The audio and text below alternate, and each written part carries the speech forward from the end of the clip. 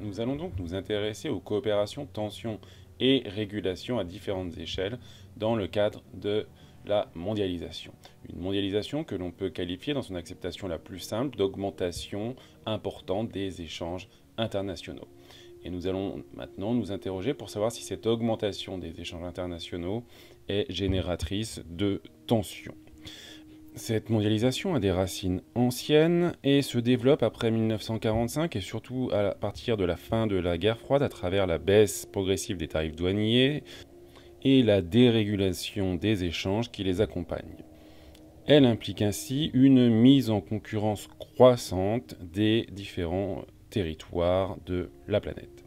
Cette mise en concurrence, les entreprises, et en particulier les plus grandes d'entre elles, les firmes transnationales, en tirent profit.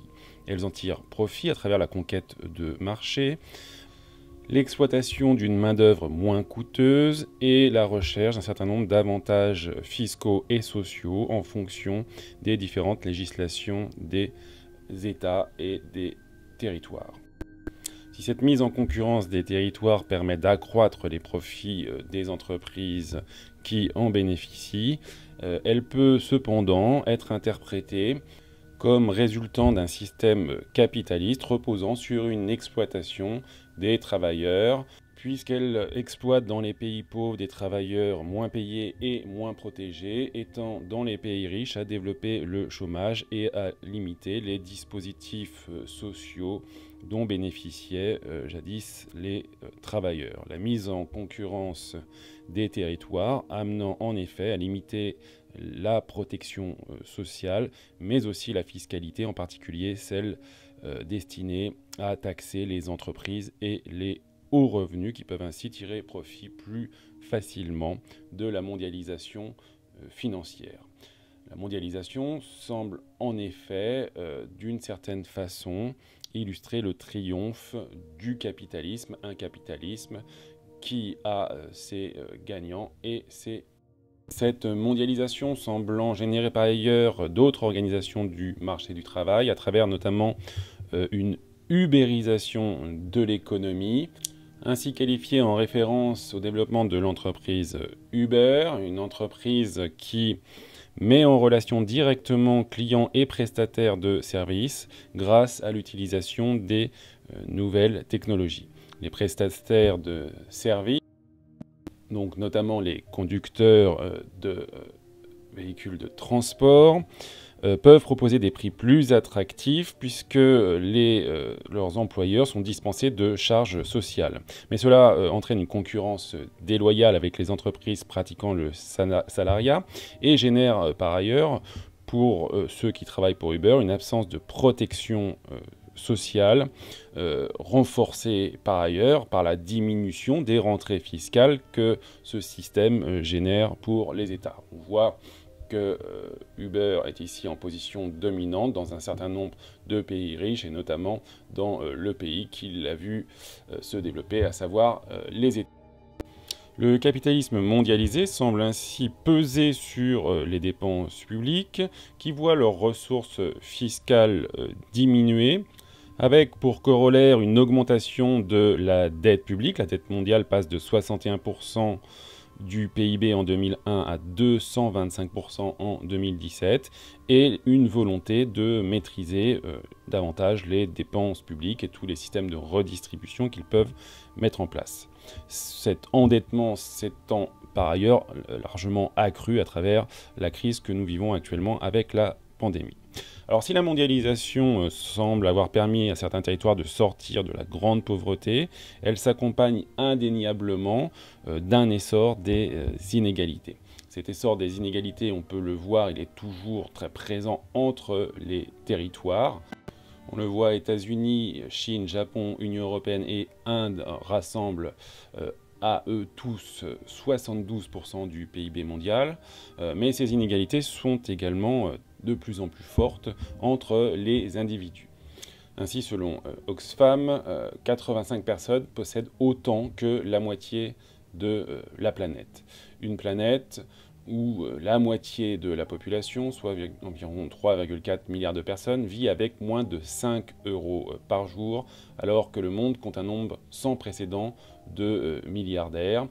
Des milliardaires dont la fortune augmente de 2,2 milliards d'euros chaque jour. Le plus riche d'entre eux étant Jeff Bezos, 1% de sa fortune, équivalent au budget de la santé d'un pays comme l'Éthiopie qui compte 105 millions d'habitants. Or, avec un minimum de redistribution, on pourrait améliorer pas mal de choses, puisque avec 0,5% d'augmentation de l'impôt des 1% les plus riches, on pourrait financer pour un an l'éducation de 262 millions et financer des soins empêchant 3,3 millions de décès.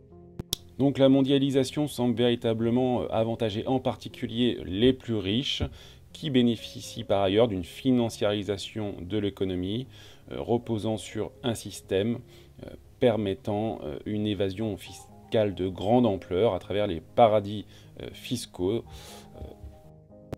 Des paradis fiscaux qui permettent, à travers l'optimisation fiscale, mais aussi la fraude fiscale, une évasion fiscale qui vient peser sur le budget des États, mais qui permettent également au crime organisé de proliférer en blanchissant les revenus croissants qu'il dégage, étant lui-même un des acteurs de cette mondialisation. Une mondialisation qui, on l'aura compris, ne repose pas sur une approche équilibrée des individus et des territoires, ce que nous pouvons également illustrer à travers la mondialisation des déchets qui sont produits en masse dans les pays riches, mais qui sont stockés en priorité dans les pays pauvres, qui ainsi, pour générer quelques profits, doivent subir des nuisances environnementales de grande ampleur. Car c'est là un autre aspect de la mondialisation, celle-ci s'accompagne d'un certain nombre de dommages environnementaux. Elle repose en effet sur une croissance toujours plus soutenue de la production mondiale, croissance générant, on vient de le voir, des déchets, mais aussi de multiples sources de pollution. Par ailleurs, fondée sur des transports croissants, cette mondialisation vient logiquement renforcer les émissions de gaz carbonique, qui, comme vous le savez, vont provoquer un réchauffement climatique sous l'impulsion de l'effet de serre. Ainsi, on le voit avec l'empreinte carbone d'un pays comme la France, la mondialisation a un impact croissant sur les émissions de gaz carbonique, puisque vous le voyez ici, les émissions associées aux importations sont celles qui ont le plus augmenté en France depuis la fin du XXe siècle. Ainsi, une réelle volonté de diminuer l'empreinte carbone passerait nécessairement par une forme de démondialisation.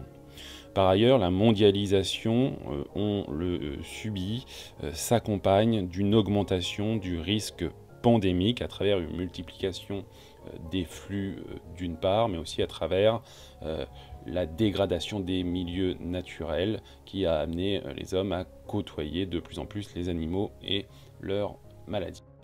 Ainsi, malgré les bénéfices qu'elle a pu également apporter, la mondialisation et ses dérives furent l'objet d'un certain rejet de la part d'une bonne partie des opinions publiques, à travers notamment le mouvement altermondialiste qui s'est développé depuis les années 1990, un mouvement qui défend une mondialisation plus respectueuse de l'environnement et des droits humains, puisque altermondialiste ne veut pas dire contre la mondialisation, mais pour une autre mondialisation. Ce mouvement s'étant développé à l'international à travers un certain nombre de manifestations, de forums sociaux. Cependant, il apparaît que le rejet de la mondialisation se manifeste davantage et de plus en plus dans un repli identitaire. Face aux dérives de la mondialisation, un rejet de l'ouverture culturelle amène en effet à se réfugier vers des identités perçues comme traditionnelles, bien que largement fantasmées, qu'elles soient régionales, nationales ou religieuses, Ce repli identitaire est ainsi alimenté par des mouvements politiques radicaux, mais son ampleur amène aussi les formations politiques plus traditionnelles à en intégrer les principes dans leurs discours et dans leurs actes, quitte à renforcer les tensions entre communautés et territoires. Ainsi, bien qu'elle ne disparaisse pas pour autant, la mondialisation néolibérale semble entrer dans une nouvelle phase, certains États entreprenant de protéger davantage leurs marchés nationaux, en même temps qu'ils s'appuient sur les sentiments identitaires de leur population. L'autre est de plus en plus présenté comme un ennemi dont il faut se protéger, l'autre de l'extérieur, mais l'autre aussi de l'intérieur. Par ailleurs, le développement croissant du libre-échange semble remis en question. Les États-Unis appliquent ainsi des nouvelles barrières tarifaires sur les produits de leurs principaux concurrents, comme la Chine, tout en subventionnant leurs entreprises. Bien qu'il reste, on le voit ici, un pays avec des droits de douane assez faibles, ce qui ne les empêche pas d'être le pays ayant déposé le plus de plaintes devant l'OMC pour freiner leurs importations. D'autres pratiques limitant les importations peuvent aussi exister, comme des normes, des quotas, des licences imposées par le Japon à l'entrée sur son territoire. Tout cela favorisant une approche de moins en moins multilatérale et pouvant dégénérer en conflits commerciaux à travers le développement des discours nationalistes, comme cela fut le cas en 2018 entre la Chine et les États-Unis. Conflit commercial de grande ampleur, mais toutefois, les économies étant toujours très interdépendantes, eh bien, les différents États sont bien obligés de s'entendre à défaut de pouvoir s'opposer frontalement sans dommage sur l'économie mondiale, comme le montre ici cette caricature jordanienne. Ainsi, la mondialisation génère donc des tensions et rend de plus en plus difficile l'élaboration de règles communes. Pourtant, depuis la fin de la Seconde Guerre mondiale, des efforts ont été entrepris pour instaurer un système de gouvernance mondiale permettant de réguler les échanges internationaux et l'économie mondialisée. C'est ce que nous allons voir maintenant à travers une étude des formes de régulation et de coopération dans la mondialisation. Alors un système de gouvernance mondiale s'est mis en place à travers les différentes institutions internationales nées après la Seconde Guerre mondiale, des institutions internationales polarisées par l'ONU et qui ont voulu développer une certaine forme de multilatéralisme tout en intégrant la hiérarchie des puissances de l'époque pour être efficientes. Elles ont contribué à créer des normes sanitaires, environnementales, politiques et économiques.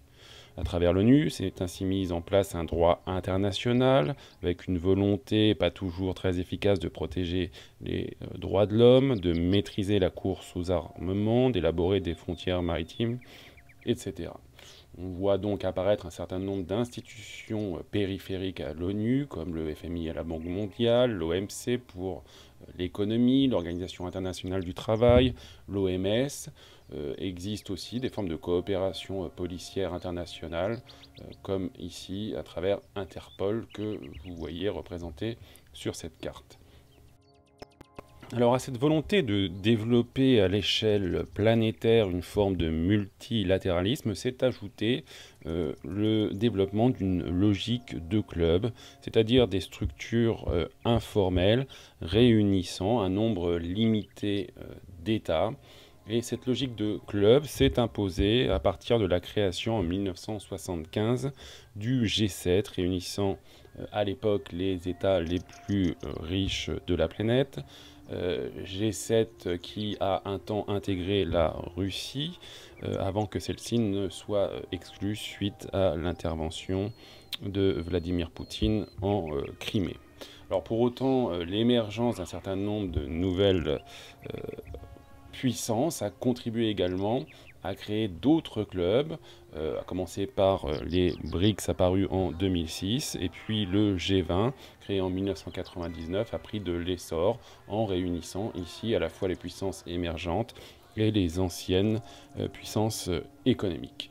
Or, ces pays s'imposent ainsi en dehors du multilatéralisme voulu par l'ONU, un ONU que l'on peine à réformer, comme le voudraient certaines puissances émergentes qui voudraient y intégrer une place permanente au Conseil de sécurité, mais les États qui bénéficient actuellement de cette structure ne font pas tout pour qu'elle évolue et se réforme. Quoi qu'il en soit, des formes de régulation internationale existent, mais elles ne sont pas toujours très efficaces. On le voit notamment à travers la gestion des problèmes planétaires environnementaux, hein, des changements climatiques dont la caricature ici nous présente qu'ils sont causés par deux choses, l'activité humaine et l'inactivité humaine, ce qui illustre bien la difficulté à véritablement mettre en place des formes de régulation internationale.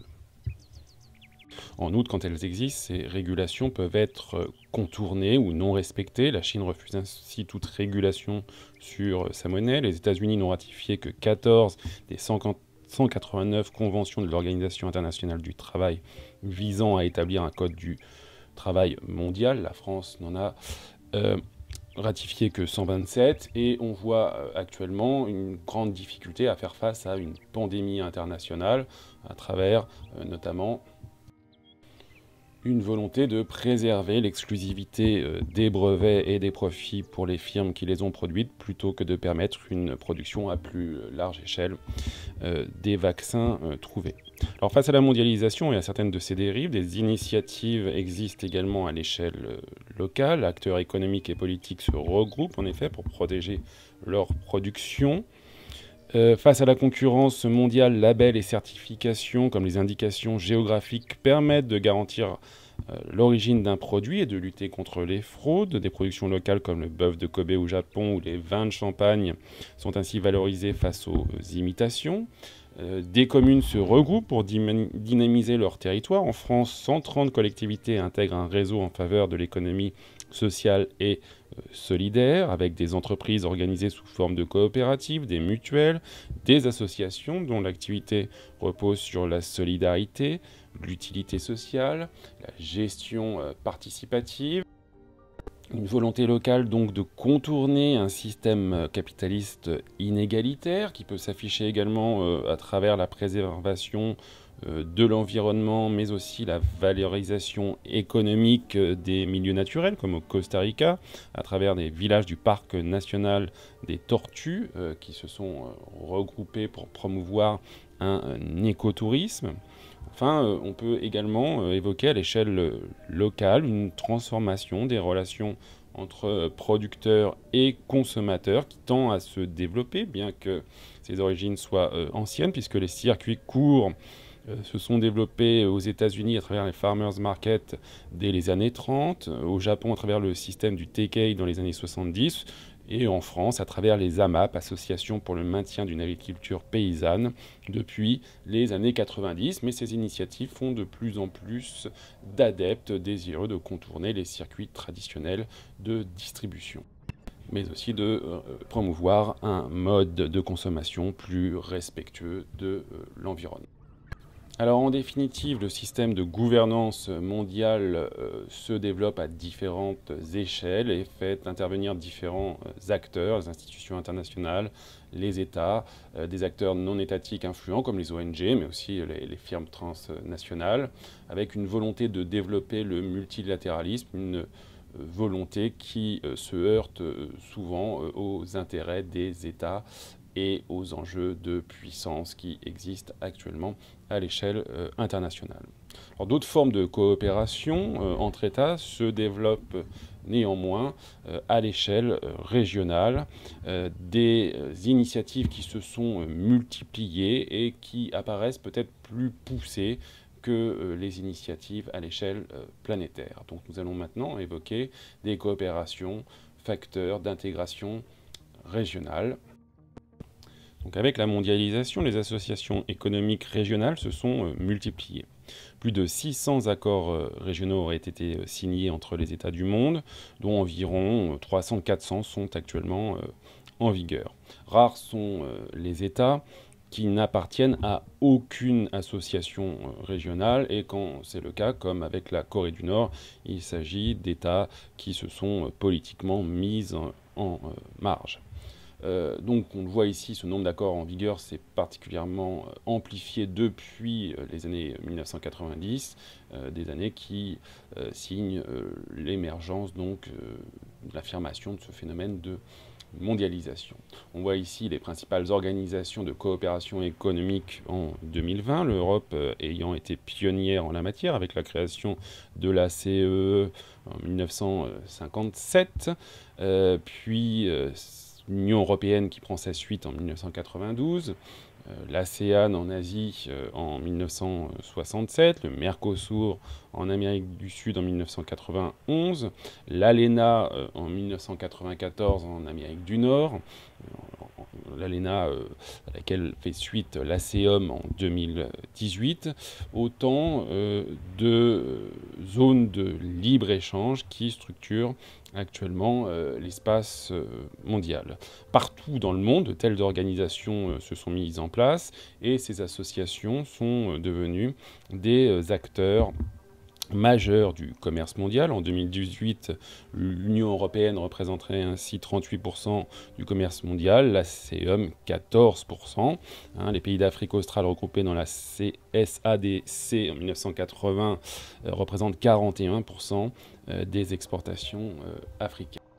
Alors de tels accords régionaux peuvent se développer à différentes échelles. On le voit ici à travers l'échelle continentale et la zone de libre-échange continentale africaine qui regroupe 54 pays africains sur 55, à l'image de la Corée du Nord, l'Érythrée étant en marge pour des raisons politiques. Ces accords régionaux peuvent également se manifester à l'échelle océanique. Ici, la coopération économique Asie-Pacifique, qui réunit quand même 33% de la surface terrienne, à travers donc l'union des deux rives asiatiques et américaines du Pacifique.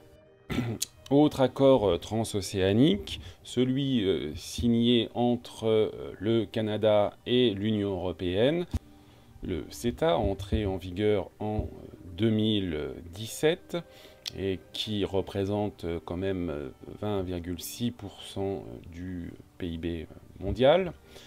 Un accord de libre-échange présenté par ceux qui l'ont promu comme extrêmement avantageux. La baisse des droits de douane qu'elle a entraînée ayant permis une augmentation significative du commerce bilatéral, tout en permettant d'économiser un certain nombre de taxes sur donc les échanges internationaux. Ces accords stimulant donc l'activité d'un certain nombre de secteurs économiques dans les biens et les services. Les statistiques fournies par l'Union européenne indiquent ainsi une augmentation entre donc 2017 et 2019 de 27% des exportations de l'Union européenne vers le Canada.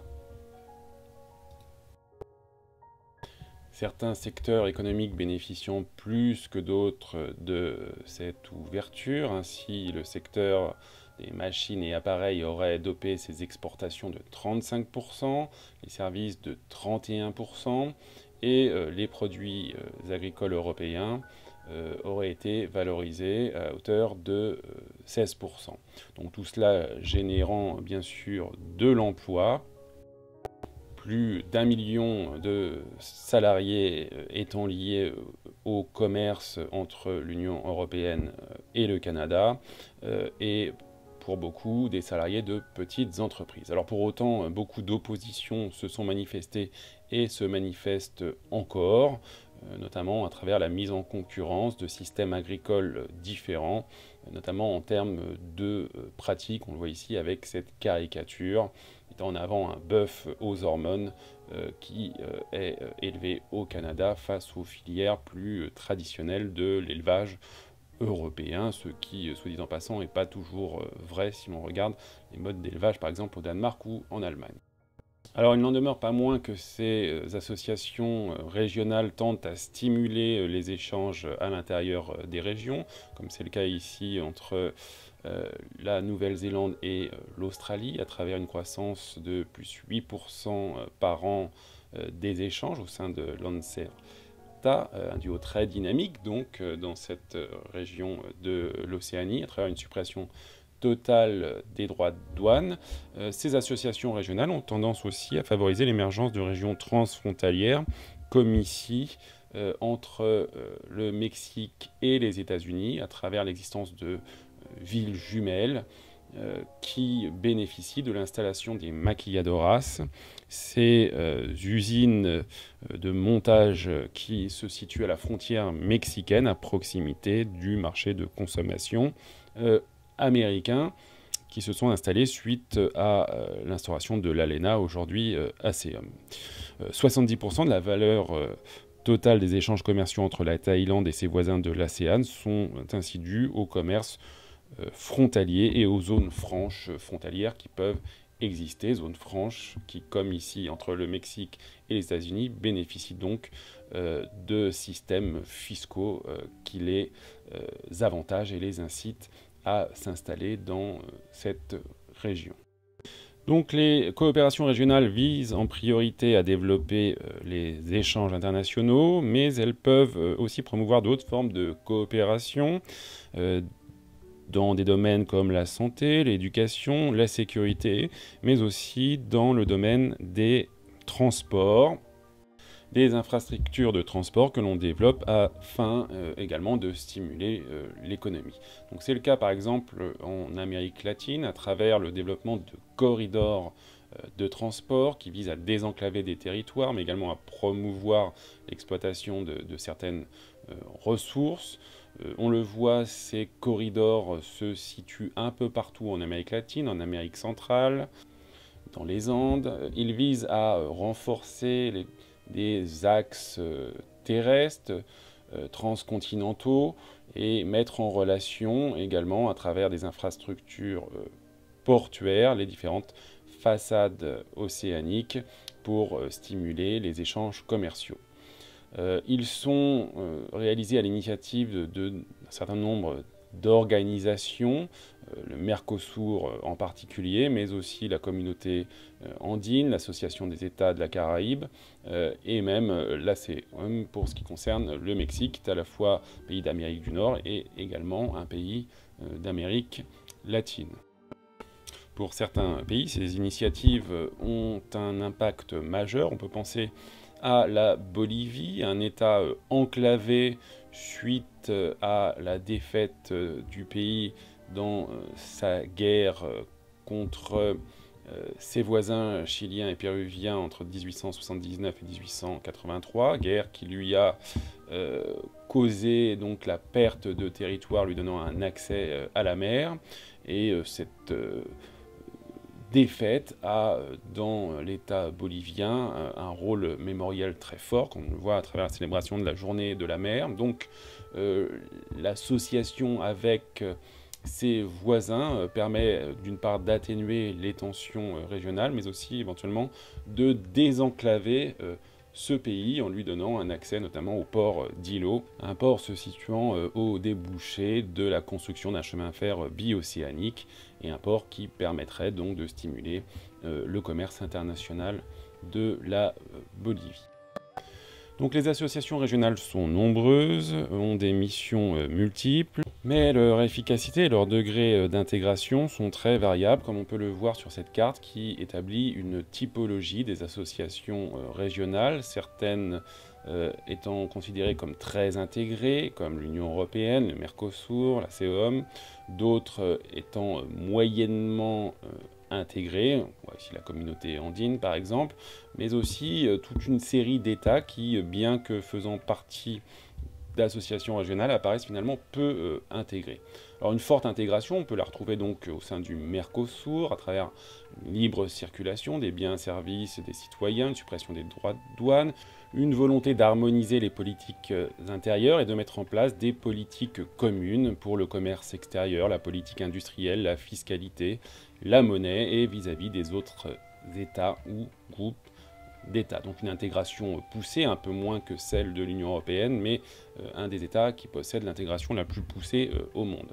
Les échanges entre pays membres sont plus ou moins développés, on le voit au sein de l'Union européenne. 64% des échanges sont réalisés à l'intérieur de la zone. C'est le cas aussi dans l'ASEAN, avec près de 50% des échanges.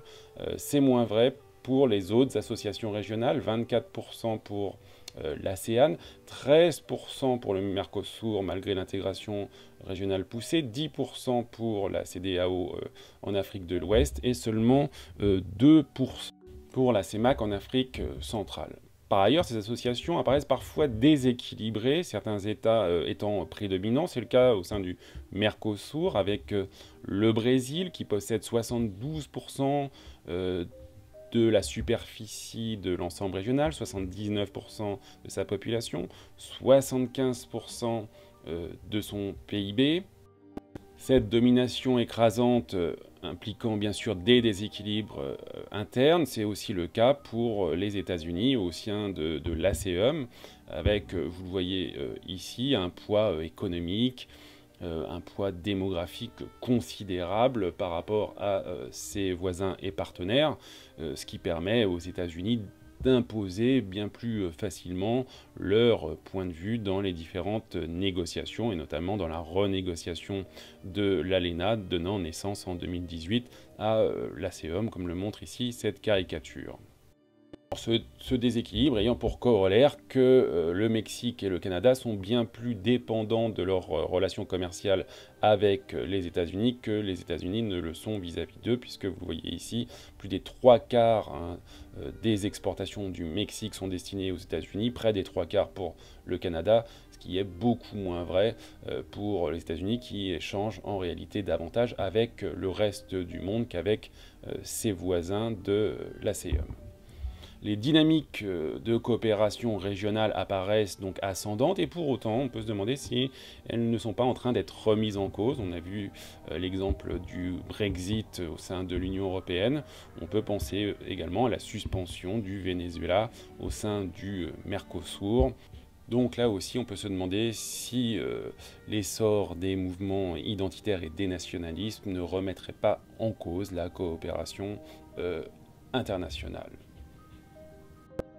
Alors, quelle intégration territoriale pour conclure? L'intégration désigne le processus de renforcement des relations entre différents territoires plus ou moins éloignés. Cette intensification des échanges de marchandises, capitaux et des mobilités, touristes, travailleurs, peut être spontanée ou liée à une volonté d'harmonisation économique et politique entre différents États ou collectivités territoriales à travers notamment les accords commerciaux et les accords de coopération.